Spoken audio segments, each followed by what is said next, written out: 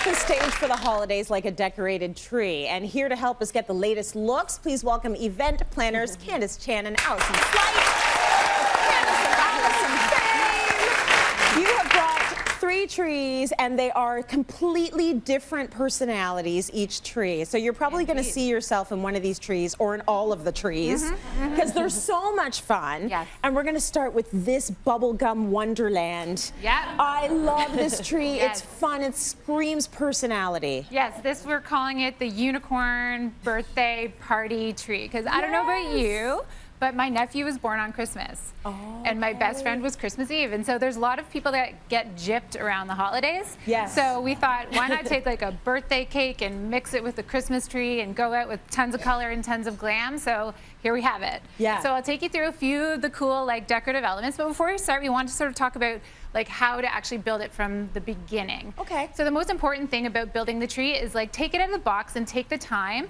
to open up all of the branches. It's not the most fun part, but it is the part that's going to make it the most full. And like when you're finished, you're not going to see those big holes. So that's true. fantastic tip. And then we go in with the baubles. So what you want to do, like particularly with a trend tree like this, that is like really, really colorful. Yep. You don't want to necessarily go with colors that match the tree. You want to work with like complementary colors. So think of the color wheel. So if you're doing like a yellow tree, you would go with purple and red and green and things like that. So those are the colors that really pop against a strong color like this, the pink tree. Then the fun starts. Okay. So we get the really cool elements like the pickle, the rainbow, This is awesome. all these cool like tinsel baubles, like anything that's really, really the fun stuff. Who would have thought of that? You're shopping down an aisle and you see a pickle. You're like, why? And then you see this tree and you're like, oh, it totally Exactly. works. You can actually, you don't have to be so literal about the fact that it's the holidays. Nope. Not Have at some all. fun with it and use whatever colors you want. Absolutely. And then this is a really interesting garland too. So garlands have come a long way, lots of variety there. Yes. This one incorporates that kind of fa la la la la wording, big sprockets, elephants, bells, you name it. Really fun. Tons of fun. Yes. And also, if you're living in a place where the tree, this side of the tree is always going to be covered, Yes. do you decorate it? I don't. Depends how much stuff you have. You don't want it to fall over though. Yeah. I just do that. That's good enough. Okay, let's move over to this tree. This tree is so stunning. It's sophisticated. Candice, what are we calling this one? I'm calling it the bear tree, the polar bear tree. Oh, yeah. This is actually very similar to the tree I have at home. I live in a loft condo.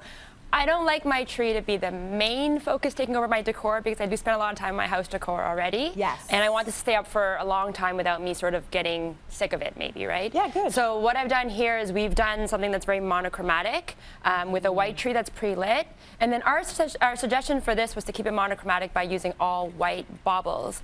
We went in with that first and we went really deep inside so that you have like texture and shine. Yeah. And then from there we do these sort of accent ornaments as a part on the outside, so that there's layers, right? We kept it all black and white, but now we have, because it is so monochromatic compared to this one, Yes. we have the ability to use really delicate, intricate ornaments, as you can see here. Yes. These are called stuffies or soft ornaments, but look how well made they are in terms of the detail. Right. We have these hand-painted ceramic ones as well. Beautiful. And then my favorite ones are the mocha latte. Oh, I love this too. And then the best of all is the polar bear on the top. Oh, look at him. That's great. So nice.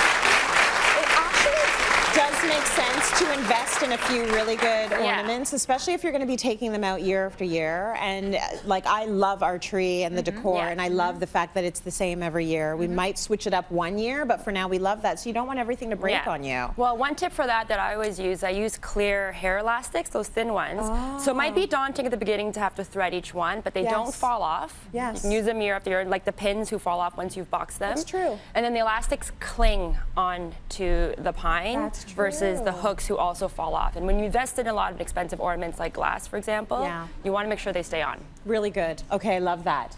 Okay, so now we see sort of more traditional Christmas, don't we? A lot of people think Christmas and the holidays, and they think the red and the green, but it's just so luscious. There's so much going on with this tree. Yeah, so unlike the other two trees, this is sort of a tree that would be more so in your living room. This is kind of like your traditional focus tree, whereas these can be secondary trees. You know, the other two could be, you know, in a child's playroom or in, you know, on a second level of your home. So they don't necessarily need to be your only tree because they are very strong in terms of their theme. Yes. But something like this would be. So the other thing that, you know, sort of what you just mentioned and playing off that, you don't have to completely reinvent your tree from scratch. So in this case, we're calling this the Nutcracker Tree. I took my daughter to the Nutcracker last year. It was phenomenal, and it's out in theaters this year. So Nutcracker is going to be really big for 2018. So we sort of enhanced this traditional Christmas look, the green and the gold and the red, with little nutcrackers, little music notes. If you had some ballerinas, you know, creating that theme makes it more interesting and gives the tree a story, which I think is a nice kind of touch. The other really great thing and a quick kind of way to decorate trees like this, of this nature, are bauble garlands. So this actually, the green and the red that you're seeing go around it, that's all attached on a string. So it's a really fast way to kind of get a lot of kind of color onto the tree. Smart. And then, you know, by adding these ribbons, so sometimes people go around the tree on the exterior, kind of winding from the top downward. But this is kind of an interesting play, this waterfall look. It's a new way to do it. You could do it with thick ribbon, you can do it with thin ribbon. Obviously, you could have as much or as little as you want. You don't want to cover up too much of your ornaments. Yeah. But it is sort of a nice different kind of play on the decorating technique. I love the idea of using the thick ribbon because it does take up a lot of space, It as well does. as the bauble garland. Yes. You put that around, and you're like, oh, we're almost done. That's it. It You gives just a got lot to of put a few width. more. Yeah, you know, and it is good. time consuming, but the good news is there's no real wrong way to decorate a tree. You know, you want to sort of step back every so often and see that it looks balanced and harmonious. Yes. But, you know, really, you can kind of just get in there. The kids are supposed to help. There's nothing really that's going to, you know, be wrong about it. Yeah. So, you know, just zhuzh it at the end, maybe, after the little hands are gone. You know what I used to do? I used to be so militant about it. I'd be like, no one touches it but me. Exactly.